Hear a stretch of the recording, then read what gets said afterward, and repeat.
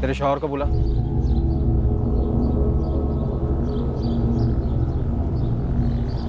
मेरे लिए Jodhpur crime branch चाहिए।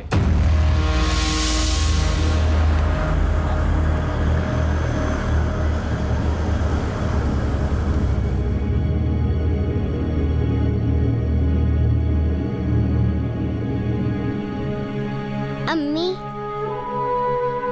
अब्बू ने कौशल आपा को फिर से कहीं दूर भेज दिया। तेरे अब्बू कुछ नहीं बोल रहे बेटा। कहाँ हो गया आपा? पता नहीं। लतीफ़, तुम जोधपुर के अशफाक भाई को अच्छी तरह जानते हो। खुदा के लिए सच सच बताओ, क्या उन्होंने कौसर को वाकई यहाँ रियासपुर भेजा था? दावे के साथ तो नहीं कह सकता हूँ, पर बहुत ही शरीफ लोग हैं वो। मुझे लगता है बशीर कुछ छुपाने के लिए उन पर झूठे इल्ज़ाम लगा रहा है। क्या छुपाने के लिए? यास्मीन वैसे भी खुश नहीं थी कौसर को जोधपुर भेजकर, इसलिए मुझे लगता है बशीर ने उसे कहीं और काम पर लगा दिया।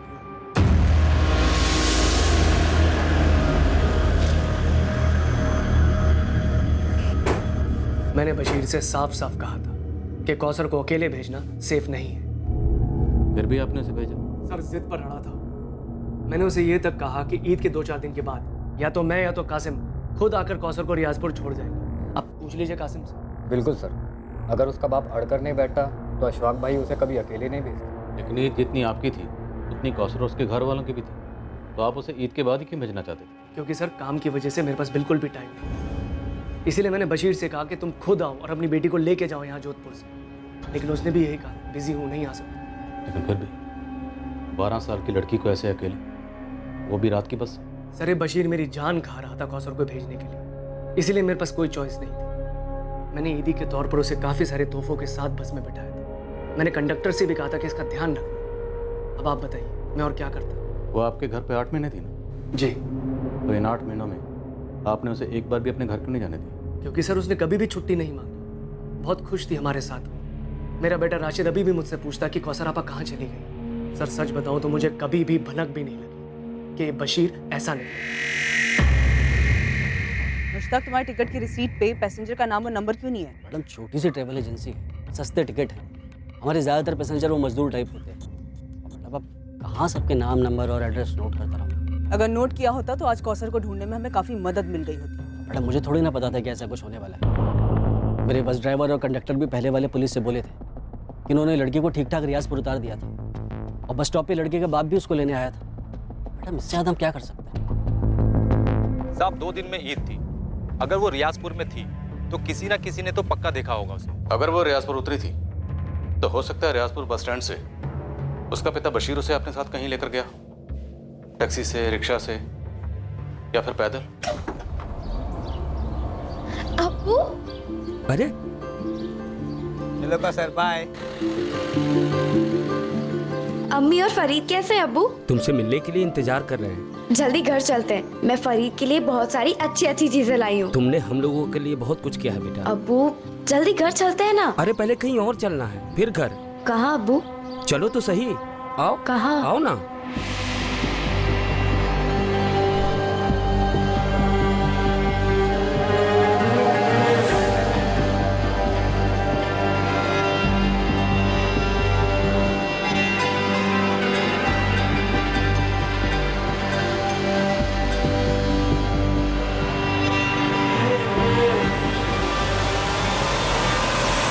ऐसा भी क्या गुस्सा था कौसर को जो उसे मार ही डाला, और अशफाक से पैसे भी निकलवाने चाहे? कहाँ दफना है? मुझे नहीं पता सर, मुझे नहीं पता मुझे उस पर किस बात का गुस्सा था। लेकिन एक बात सच है, सच हो सकती है। क्या? जब वो जोधपुर वाले साहब मेरी पिटाई कर रहे थे। बोल, क्या किया तूने कौसर के साथ? बोल साले बोल। तब मुझे एहसास हुआ कि मेरी बेटी कौसर को मार डाला गया। ये अशफाक कातिल है मेरी बेटी का साहब। मार डाला मेरी कौन-सी बच्ची को। कैसे मार डाला? बता और मुआवजा। इस कौसर को काम पर रखकर ना बहुत बड़ी गलती कर दी है सर। आप इस बशीर को आड़े हाथों लीजिए, बहुत बड़ा गेम खेल रहा है। कैसा गेम? सर ये जब भी जोधपुर आता है इस केस के सिलसिले में मुझे फ़ोन करता है। बाग भाई, केस लंबा चलेगा तो तकलीफ आपको होगी। तो कहना क्या चाहता है बशीर? आप मुझे मुआवजा दे दो, 15 लाख केस वापस ले लूंगा और कौसर को भी भुला दूंगा। गलीज बेगैरत आदमी अपनी बेटी का सौदा कर रहा है तो मुझसे। सर इस आदमी का मकसद सिर्फ पैसे ऐंठना है। मैंने इंस्पेक्टर त्रिवेदी से भी यही कहा था, जैसा भी हो कौसर के बारे में पता लगाइए। क्या पता इस बशीर ने उसे पहले ही मार दिया हो। तो फिर लाश कहाँ है? बताइए ना, कहाँ है लाश? 10 दिन हो गए मेरी बच्ची को गायब हुए। किसी को तो मिलती। तू बता दे। क्या बताऊं सर, गरीब आदमी, इसलिए मेरी जवान की कोई कीमत नहीं है। पर अशफाक भाई मुझ पर वाहियात इल्जाम लगाएंगे, आप इसे सच मानेंगे? तेरी बात भी सच मानेंगे, लेकिन सच बोल के तो देख। क्या बताऊं और क्या देखूं साहब, 4 पैसे घर में आएंगे यही समझकर मैंने अपनी बच्ची को भेजा लतीफ के भरोसे। अब वही लतीफ मुझ पर उंगली उठा रहा है, ऊपर से कहता है बशीर कि ये सब बड़े पुलिस वाले के पास चला गया। तुम्हें बहुत तकलीफ होगी, हो रही है साहब, हो रही है, क्योंकि सारी दुनिया समझती है कि मैंने अपनी कौसर के साथ कुछ कर दिया। तेरे हिसाब से पूरी दुनिया झूठी है। वो बस कंडक्टर, उसका कहना है कि जोधपुर से अशफाक ने कौसर को बस में चढ़ाया था और अगले दिन सुबह रियाजपुर बस स्टैंड से तू कौसर को लेने भी आया था। उस बस कंडक्टर की तुमसे क्या दुश्मनी? वो झूठ क्यों बोले? पैसा बोलता है सर। अब मुझे देखिए, 4 पैसे के लालच में मैंने उन लोगों पर भरोसा किया, सौंप दिया अपनी बच्ची को उनको, और देखिए क्या हालत की उन्होंने उसकी। तेरी बेटी तो 8 महीने से घर आई नहीं, तो तुझे उसके हाल का कैसे पता? वो लोग उसे नहीं आने देते थे, लेकिन मैं तो मिलने आया था। तू कब आया था उससे? अप्रैल में। बेचारी की क्या हालत थी, बहुत उदास थी। उसके पहले 5 महीने सिर्फ फोन पर बात हुई थी, और हर बार ये लगता कि बच्ची कुछ छुपा रही है। और बता बेटा, तेरा स्कूल शुरू कर दिया उन लोगों ने? अब्बू, वो आप कब आ रहे हैं यहाँ? जल्दी आऊंगा, लेकिन तुमने जवाब नहीं दिया। सब ठीक है अब्बू, अच्छा रखती हूँ, खुदा हाफिज। मैं कुछ नहीं जानती। आप कल सुबह की पहली बस से जोधपुर जाएंगे, बस। अरे मैं तो बस ऐसे ही कह रहा था कि वो थोड़ी उदास है, हो सकता है आसपास लोग होंगे वहाँ, इसलिए वो कुछ नहीं बोल रही होगी। नहीं, पहले आप जाके अपनी आंखों से खुद देखिए, थोड़ी सी भी गड़बड़ लगे ना तुरंत वापस ले आइएगा। अरे यहाँ जो भी है, जैसा भी है, सब सही है। हाँ अबू, पापा को वापस लाने के बाद उसे कहीं मत भेजना। फरीद, तू बीच में ना बोल, खाना खा।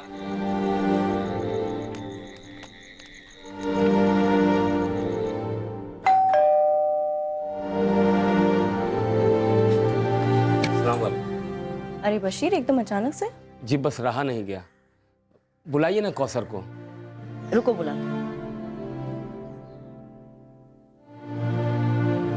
इंग्लिश स्कूल है, सब समझ में तो आता है। अरे कितना समझाया इसे, पर ये स्कूल जाना ही नहीं चाहती।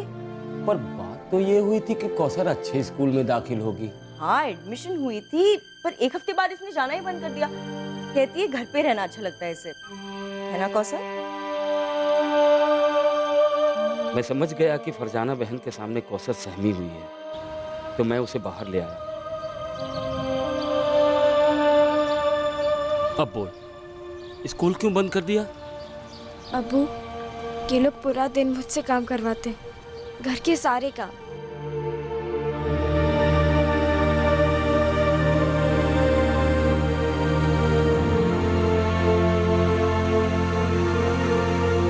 कौसर क्या कर रही है?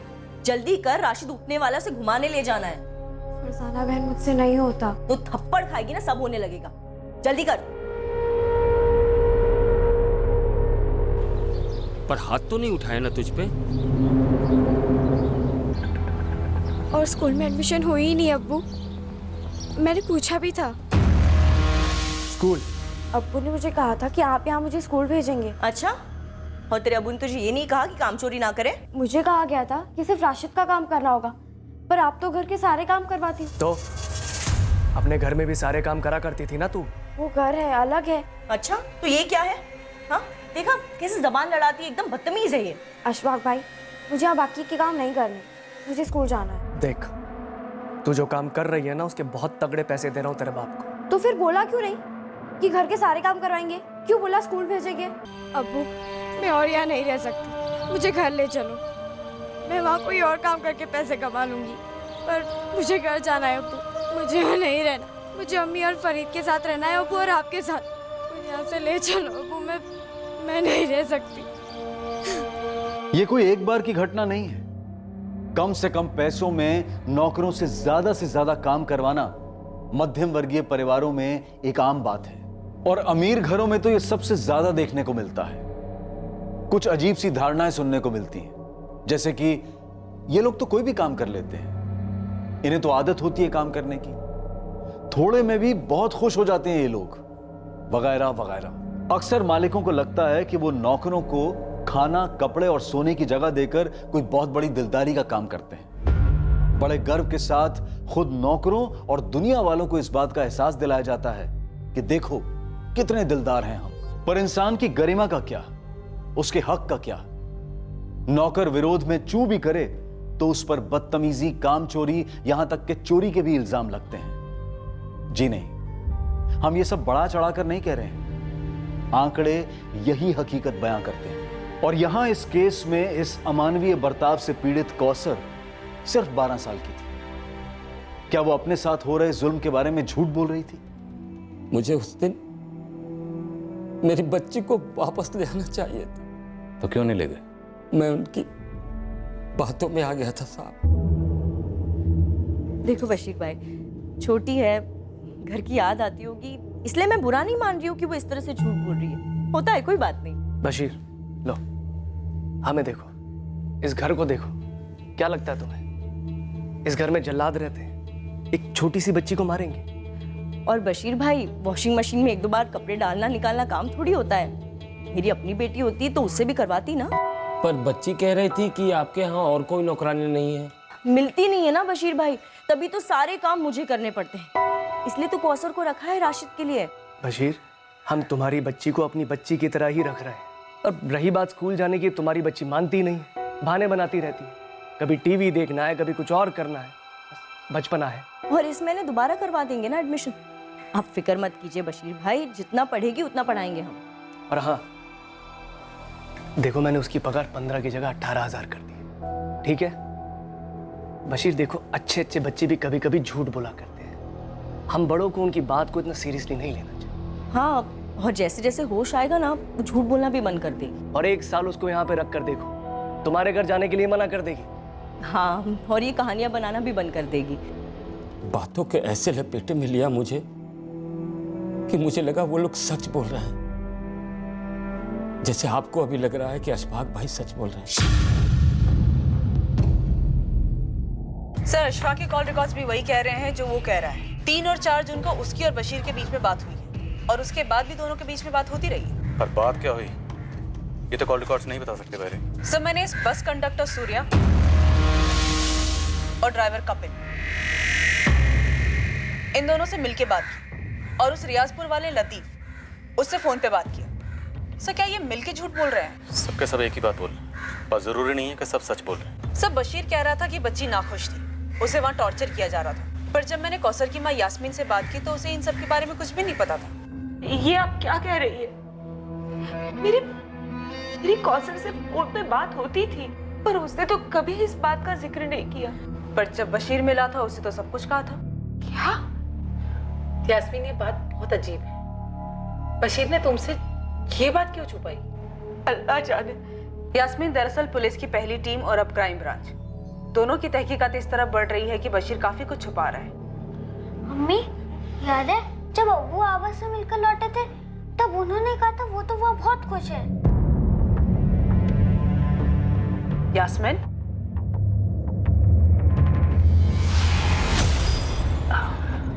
कौसर काफी खुश है वहाँ, और वो लोग भी उससे काफी खुश हैं।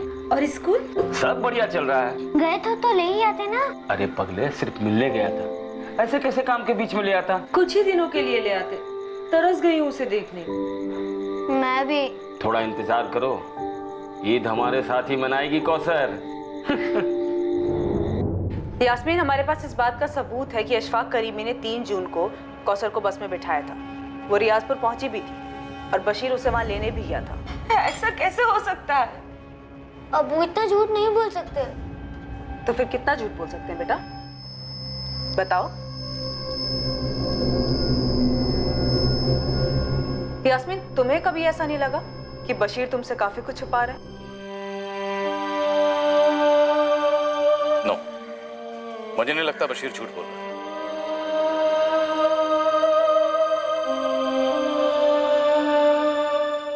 बच्चा, हमारे पास कोई सबूत नहीं है ये साबित करने के लिए कि अशफाक और फरजाना ये दोनों झूठ बोल रहे हैं। हमारे पास बशीर के खिलाफ सबूत के तौर पर एक बिना नाम के टिकट की रेसिट, कुछ बिना डिटेल के फोन रिकॉर्ड्स और 3 गवाह जो इंसान, पर हम सब जानते हैं इंसानियत बिकाऊ है। एक्चुअली सर, मुझे इस बस कंडक्टर सूर्या और ड्राइवर कपिल, इन दोनों पे पहले शक हुआ था।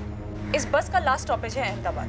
मैंने वहाँ पे अपनी एक टीम एक्टिवेट कर दी है ये जानने के लिए कि कहीं ये दोनों किसी रैकेट में तो शामिल नहीं है। रैकेट बिजली की तरह काम करते हैं। घर भी वक्त निकला जा रहा है। बच्ची कौसर कहाँ है?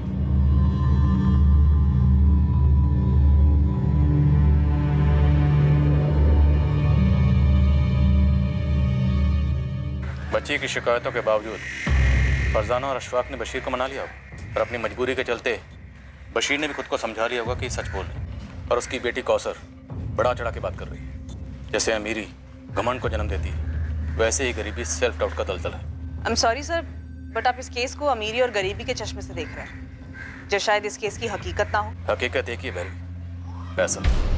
पैसे से बड़ी कोई रियलिटी नहीं। पैसा कुछ अमीरों को एक फीलिंग देता है कि कुछ भी खरीद सकते, सच्चाई को भी। और गरीबी इंसान को इतना मजबूर कर देती है कि एक छोटी बच्ची बुरी तरह से एक्सप्लॉइट हो रही थी, फिर भी उसे घर वापस नहीं ले जाएगा। अगर अप्रैल में उसे वापस भेज देते ना तो बेकार की टेंशन नहीं होती। तुमने अगर राशिद का ध्यान ठीक से रखा होता ना तो वो लड़की इस घर में होती ही नहीं। वाह, तुमने तो बहुत हेल्प की ना मेरी, सारे कामों में बहुत हाथ बटाया तुमने। मेरे पास कोई और काम तो है नहीं, पैसे तो पेड़ पे उगते हैं ना। अशफाक, बच्चे संभालना कोई बच्चों का खेल नहीं है। एक दिन बच्चे का काम और घर का काम करके देखो, फिर बात करना। और वैसे भी अब तक तुम नई नौकरानी अरेंज नहीं कर पाए हो और बात कर रहे हो इतनी। अरे नौकर नौकरानी टिकेंगे कैसे? हमारे घर में हालत देखी क्या करके रखती हो, मशीन की तरह रखती हो उनको, पूरा निचोड़ देती हो। इस झमेले में फंसे ना हम, सिर्फ तुम्हारी वजह से फंसे हैं। सिर्फ मेरी वजह से? हाँ, तुम्हारी वजह से। तुम्हारी वजह से बशीर हमारा खून पी रहा है।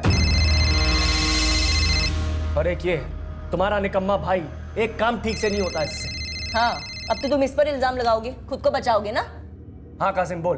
अशफाक भाई, ये नई पुलिस टीम लियाकत और शमशेर को उठा के ले गई है पूछताछ के लिए। उन्हें क्यों? मैं क्या जानूं अशफाक भाई, लेकिन कुछ ज्यादा ही फुदक रही है ये नई टीम। तो वो दोनों अभी कस्टडी में है? हाँ, ये गफूर आया है, उसने बताया कि उनको उठा के ले गए। क्या हुआ? अरे होना क्या है, बैंड बज रहा है हमारा।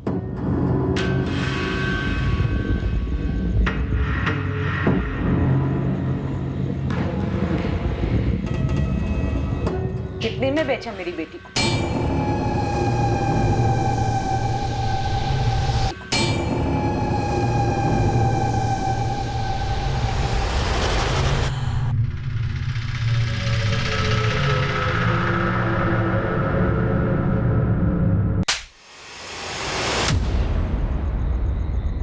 अब्बू पर हाथ उठाएगा? अब्बू पर? आपा को घर क्यों नहीं आए? क्यों? तेरे लिए और तेरे लिए, खुद कौसर के लिए। हम लोग एक जहन्नुम से निकले थे। अगर कौसर को घर ले आता ना तो हम फिर से वहीं लौटते। समझे तुम दोनों? बिना कौसर के ये घर आपको जन्नत लग रहा है। पैसे तो आ गए पर कौसर तो चली गई ना। पता नहीं किस तकलीफ में होगी मेरी बच्ची। वो तकलीफ में नहीं थी, यहाँ शहजादी बनकर रहती थी। हम लोगों को कुछ तकलीफ नहीं है। पहले वो लोग मुझ पर इल्जाम लगा रहे थे कि मैंने कौसर के साथ कुछ कर दिया है, जो कि सरासर झूठ है।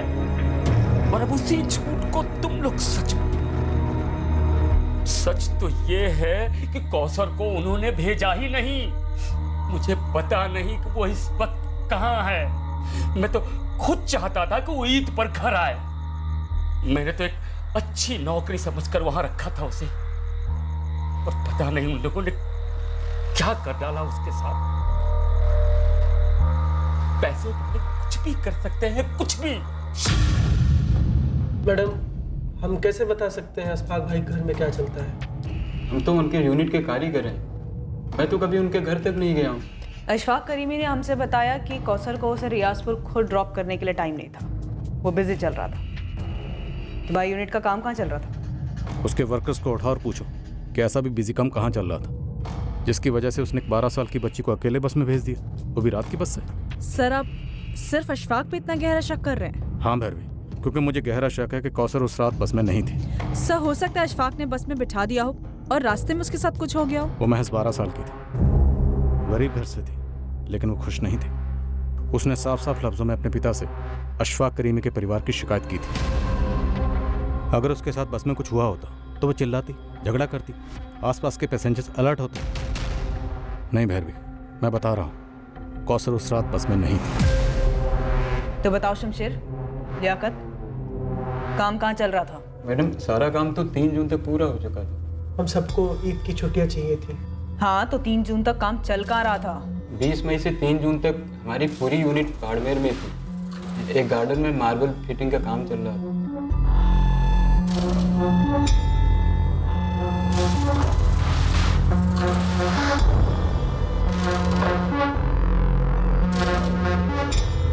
पार्टी अशफाक भाई की खास थी। हम पूरी ताकत लगा रहे थे ईद के पहले काम पूरा करने के। हमने 2 तारीख तक सारा काम निपटा लिया था। तो अशफाक करीमी ने हमसे झूठ बोला कि उसके पास कौसर को रियाजपुर ड्रॉप करने का टाइम नहीं था? मैडम वो सब हमें नहीं मालूम। उनकी निजी जिंदगी है मैडम, हमारा कोई ताल्लुक नहीं। कौसर के साथ क्या हुआ था ये बहुत पहले पता चल सकता था, ठीक उसी वक्त जब मिसिंग कंप्लेंट दर्ज हुई थी, जब इन्वेस्टिगेशन पहली पुलिस टीम के हाथ में थी। एक अहम सुराग नजरअंदाज हो गया था, पर सवाल यह था कि यह नजरअंदाजी गलती से हुई थी या फिर जानबूझकर एक गुनाह पर पर्दा डाला गया था।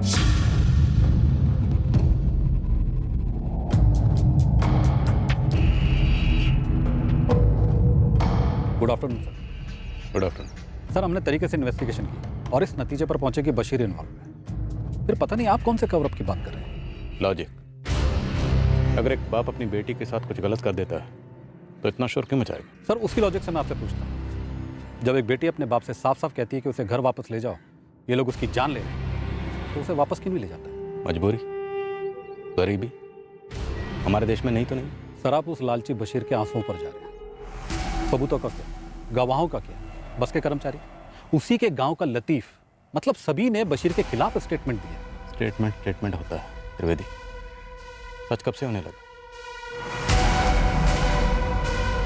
ये बस टिकट की कॉपी जब तुम्हारे सामने बतौर सबूत पेश की गई तो मैं इसमें कोई खोट नजर नहीं है। टिकट की कॉपी भी लाओ। इस फोटोकॉपी को देखकर तुम्हारे दिमाग में कोई डाउट नहीं है?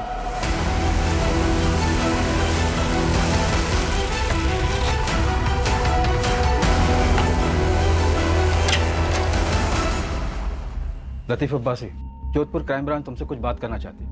किस बारे में सर? 3 जून की रात को अशफाक ने तुम्हें कॉल किया था ना? हाँ किया था, उसी बारे में बात करनी है। चलो। अरे मालिक, मुझे क्यों घसीट रहे हैं सब में? जो जो सच था वो तो मैंने बता दिया ना आप सबको। अरे सब ये सब क्या हो रहा है? मैंने सच ही बोला था आप लोगों को, जैसा हुआ था वैसा ही बोला था सब। मुझे कुछ भी नहीं पता उस लड़की के साथ क्या हुआ सब। मैं सच बोल रहा हूँ सब। ये सर मेरे ट्रैवल का काम है। मैं टिकट काट कर लोगों को बस में बिठाकर आगे भेजता हूँ, बस। लेकिन लड़की बस में बैठी ही नहीं। इसमें मेरी क्या गलती? तो तेरे ड्राइवर और कंडक्टर ने कौन से हिसाब से बोला कि वो बस में चढ़ी और रियाजपुर जाके उतरी? अब सर ये तो आप इन लोगों से जाकर पूछिए ना। इसीलिए तुझे लेके जा रहा हूँ, तेरे सामने पूछूंगा। चलो।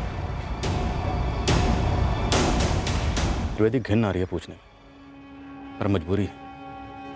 कितने में सौदा हुआ था अशफाक के साथ? सर आप मुझ पर बेबुनियाद आरोप लगा रहे हैं। घिन तो उस बाप को आनी चाहिए जिसने अपनी बेटी की जिंदगी को पैसों की खातिर दांव पे लगा दिया। तुमने क्या किया उस जिंदगी को बचाने के लिए? ढूंढ के नहीं लिया कौसर को? पता क्यों नहीं किया कि 12 साल की मासूम जिंदगी के साथ क्या हुआ? आओ उस्मान। सर बच्ची रियाजपुर कभी पहुंची ही नहीं। बीच रास्ते में उतारी गई? शायद बस में कभी चढ़ाई भी नहीं गई। लेकिन बस के ड्राइवर, कंडक्टर सबका स्टेटमेंट कि बच्ची बस में चढ़ी थी और अगले दिन रियाजपुर बस स्टैंड से बशीर उसे कहीं ले गए। नामुमकिन है सर। रियाजपुर बस स्टॉप पर एक गवाह नहीं मिला है जो ये कह सके कि हाँ उसने बच्ची को देखा। और आखिरी बस स्टॉप अहमदाबाद, मेरे लड़के बोले किसी ने लड़की को नहीं देखा। बहुत फोटो घुमाई, एक टिप तक नहीं मिली। ये बस टिकट की कॉपी मुझे पहले दिन से खटक रही है। कोई मामूली से बस टिकट की फोटोकॉपी क्यों कराए? सबूत के लिए ना सर, कि उसने पैसेंजर के लिए टिकट खरीदी है। पर सबूत की जरूरत क्यों महसूस हुई? क्या उसे पहले से पता था कि लड़की के साथ कुछ हो सकता है और उसे पुलिस के सामने सबूत पेश करना पड़ेगा? क्या उसने झट से किया? सर उसे आभास हुआ होगा कि बच्ची को वो बस में अकेले बिठा रहा है, तो उसके पास प्रूफ होना चाहिए। नो वेरी, उसे कोई आभास भाभास नहीं। उसने जो करना था कर दी, और ये टिकट बाकायदा प्लानिंग के तहत खरीदा गया ताकि वह साबित कर सके कि बच्ची बस में चढ़ा दी गई थी। अगर ऐसा हुआ हो तो इस प्लान में उस बस का कंडक्टर, ड्राइवर, ट्रैवल कंपनी का मालिक और वो रियाजपुर वाला लतीफ सब शामिल होंगे। ये सवाल तुम्हारे दिमाग के रडार में आए नहीं त्रिवेदी? सर, जो सवाल मुझे ज़रूरी लगे मैंने पूछे दोनों पार्टी। त्रिवेदी, बच्ची का कत्ल हुआ, मालूम है, और मेरा अनुमान गलत नहीं होगा। ये बात तुम्हें भी मालूम थी। बाढ़ में टीम गई है वहाँ पर। मुझे लगता है बच्ची की लाश को वहीं ठिकाने लगा गया।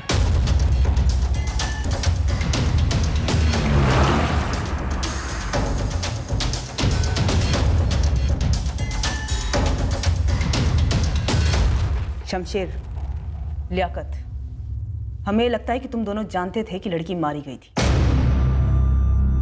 क्या उसे यहां से कहीं ले जाया गया था? तुम दोनों की खामोशी काफी कुछ खुसर-फुसर कर रही है। इस खामोशी को फोड़कर चीख चीख कर चिल्लाना आता है मुझे। सुनोगे अपनी आवाज?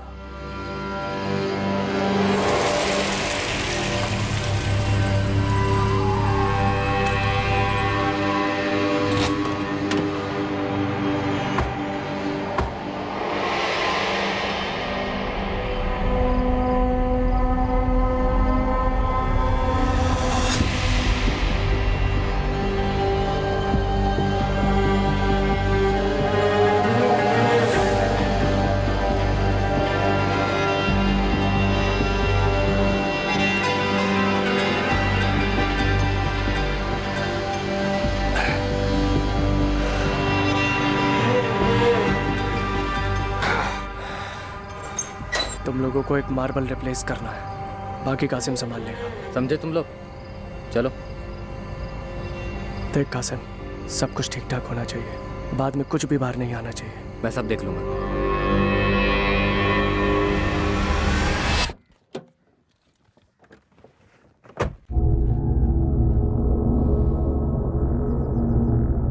लड़की वापस नहीं आने वाली, मारी जा चुकी। जो मारे जाते हैं वो खुद के लिए इंसाफ की गुहार नहीं लगा सकते। उन्हें इंसाफ दिलाना हम जिंदा लोगों का फर्ज है। तुम जिंदा हो त्रिवेदी?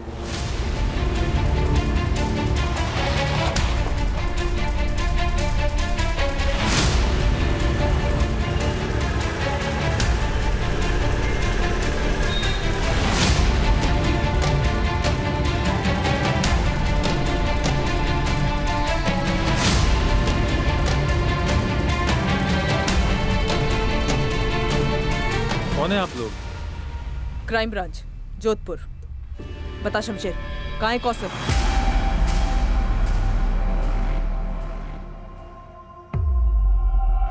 कौन कौसर? ये क्या हो रहा है, कुछ बताएंगी आप? इखलाक, आप इस कांड में शामिल हैं या नहीं है, इस बारे में हम आपसे बाद में पूछताछ करेंगे। अरे मैडम, कैसा कांड? आप कुछ बताएंगी? आपके गार्डन में जो मार्बल बिछा है उसके नीचे एक लाश गड़ी है, उसे लेने आए हैं हम।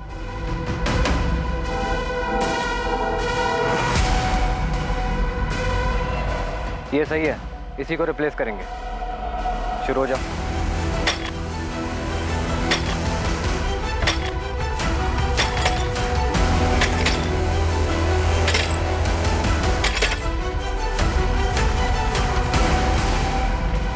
मैडम, मैं और मेरी बीवी तो उस वक्त घर पर ही नहीं थे जब ये सब कुछ हुआ। मैंने तो सिर्फ अपने दोस्त अशफाक को ये काम दिया था। इसके आगे हमें कुछ भी नहीं मालूम। इखलाक, वो सब हम मालूम कर लेंगे। वैसे मैडम, ये लाश मतलब कौन है, किसकी है? तुम्हारे दोस्त अशफाक के घर में काम करने वाली एक नौकरानी थी, 12 साल की बच्ची। आराम से, संभाल के। हाँ, ये लोग कुछ बोल क्यों नहीं रहे? बोलेंगे, अभी बैठने को कहा है। अरे पर हमारे कौसर। यास्मीन, क्या? अरे बताइए ना, बात क्या है?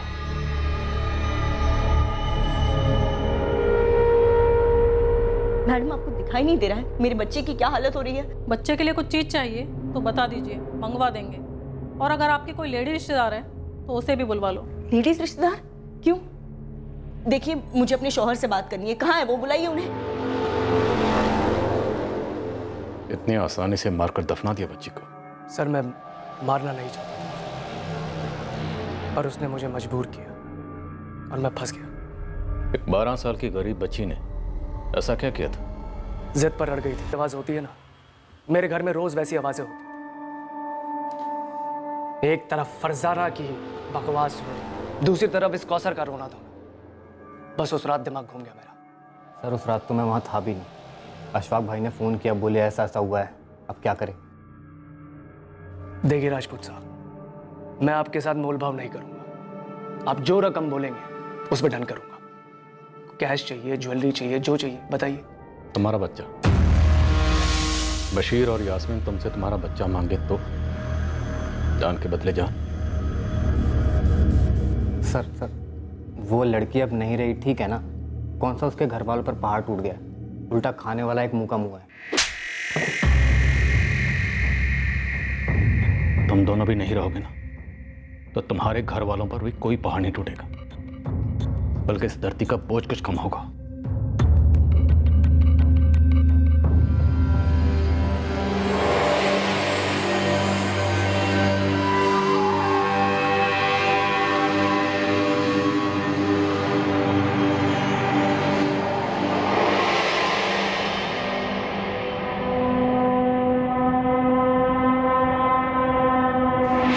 हाथ बांटने वाली कई मुट्ठियां कर्म की गई थी। भरपूर पैसा खर्च किया गया था इस झूठी कहानी को रचने में कि कौसर जिंदा थी और घर भेजी गई थी। आना नहीं चाहिए किसी को, लेकिन अगर पुलिस आई पूछने तो तुम दोनों को मालूम है क्या बोलना और उस पर अड़े रहना। सब सेट है भाई, लेकिन एक बात है जो मुझे अभी सूझी। क्या? वो रियाजपुर वाला लतीफ अब्बासी। तुम्हें बोलना कि तुमने रियाजपुर में कौसर को देखा था बशीर के साथ। सवाल ही नहीं उठता अशफाक भाई, ये तो बहुत बड़ा झूठ हुआ, बुरा फंस हुआ। कैसे? मियाँ ईद का टाइम है, अगर मैं ये कहूँ कि मैंने देखा है, मेरे अलावा तो और किसी ने नहीं देखा होगा। लेकिन हाँ, एक काम हो सकता है। क्या? जल्दी बोल। आज रात को आप मुझे फ़ोन कीजिए और बोलिए कि आपने बच्ची को बस में बैठा दिया है। मैं पुलिस के सामने यही सब बोलूँगा। झूठ के इस दिए को जलाए रखने के लिए पैसों का भरपूर तेल पिरोया गया था। सभी एक आवाज में कह रहे थे कि कौसर जिंदा है, जबकि सब जानते थे वो मारी गई है।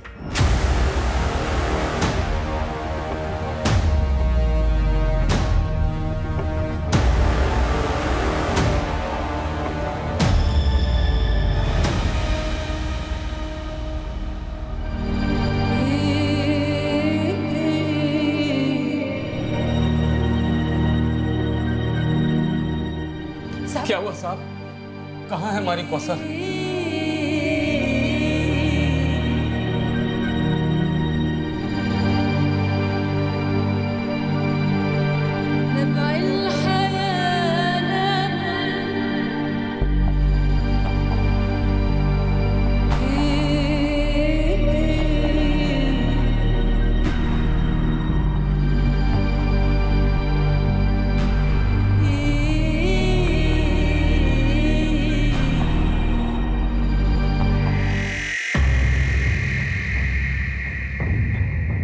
माँ बाप ने आइडेंटिफाई किया सर, कौसर अंसारी ही है। चार्जशीट में एक भी लूप होल नहीं रहना चाहिए, मैक्सिमम सजा दिलानी है इन्हें। बास्टर्ड्स, कैसे? आई मीन 12 साल की बच्चे के साथ कोई कैसे ये सब कर सकता है? सर आई स्ट्रांगली फील कि इंस्पेक्टर त्रिवेदी ने कवर अप किया। हालांकि अभी इस वक्त उनके खिलाफ कोई डायरेक्ट सबूत तो नहीं है, पर सर इस केस को दबाने के लिए इतने लोगों की मुट्ठियां गर्म कर गई, तो ये इम्पॉसिबल लगता है कि इंस्पेक्टर त्रिवेदी जो इस केस के मेन इन्वेस्टिगेटिंग ऑफिसर थे, उन्हें घूस ना दी गई। मैं उसके खिलाफ एक डिपार्टमेंटल इंक्वायरी ऑर्डर करता हूँ। अगर कुछ भी मिले ना उसके खिलाफ, चार्जशीट में उसका भी नाम जोड़ देना।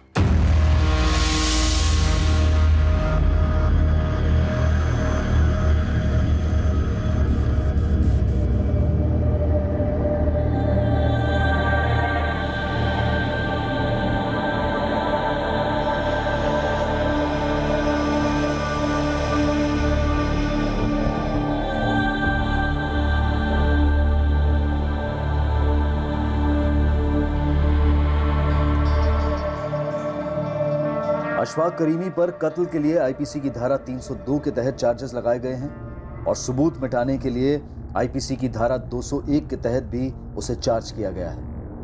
कासिम जाफरी और फरजाना करीमी पर आईपीसी की धारा 201 के तहत सबूत मिटाने के चार्जेस हैं। एक 12 साल की बच्ची बड़ी बेरहमी से कत्ल की गई। भयंकर तरीके से उसकी लाश को ठिकाने लगाया गया। कानूनी किताब में यह सबसे बड़ा जुर्म है, मर्डर, हत्या। लेकिन इस केस में एक और जुर्म काफी पहले हो चुका था और वो है 14 वर्ष की नीचे की उम्र के बच्चे से मजदूरी करवाना। आर्थिक मजबूरियों की वजह से गरीब परिवारों के कम उम्र के बच्चों को अक्सर काम पर लगा दिया जाता है ताकि घर खर्च में थोड़ी राहत मिले। पर घर पर काम करने वाले नौकरों के साथ बदसलूकी हमारे समाज की एक शर्मनाक सच्चाई है। सब जानते हैं कि यह होता है। हर दूसरे घर में किसी ना किसी तरीके से होता है। घरों के बाहर भी होता है, जैसे कि होटल्स में, रेस्टोरेंट्स में, पूरी सर्विस इंडस्ट्री में, जहां कुछ लोगों को ऐसा लगता है कि वो वर्कर्स को उनके काम के लिए पैसा दे रहे हैं तो वो जैसे चाहे उनके साथ पेश आ सकते हैं। ये बेहद घटिया सोच है और इसका बदला जाना बेहद जरूरी है। कामगार को वेतन उसके काम के लिए दिया जाता है, उसकी निजी जिंदगी बिकाऊ नहीं है। वेतन देने से कामगार मशीन नहीं बनता और ना ही गुलाम बनता है। दूसरों की गरिमा का मान रखना इंसान की गरिमा का असली प्रतीक है। सीधा सा मंत्र है, सामने वाले से वैसा सुलूक करो जैसा सुलूक आप उससे चाहते हो। अब मैं अनूप सोनी आपसे विदा लेता हूं, फिर मुलाकात होगी।